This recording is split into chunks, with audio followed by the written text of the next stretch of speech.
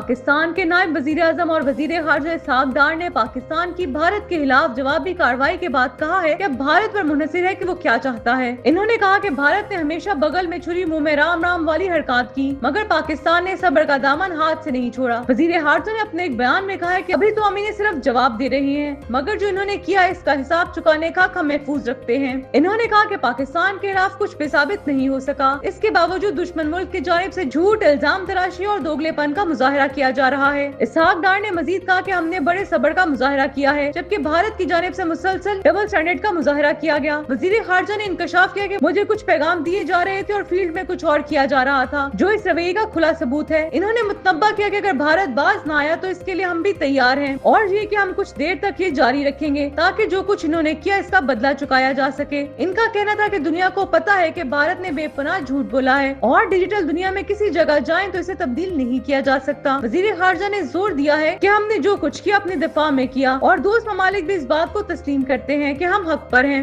इसहाक डार ने आखिर में कहा कि जो कुछ हमने कहा हम इसमें हक पर थे। दूसरी जानिब वजीर मनसूबा बंदी हसन इकबाल ने एक गैर मुल्की एजेंसी से गुफ्तगू करते हुए कहा कि उम्मीद है कि भारत अब मुज़ाकरात और सिफारतकारी के जरिए कशीदगी कम करने की जानिब बढ़ेगा। इन्होंने कहा कि हम नहीं चाहते कि जोहरी हथियार इस्तेमाल न करने का हित टूटे।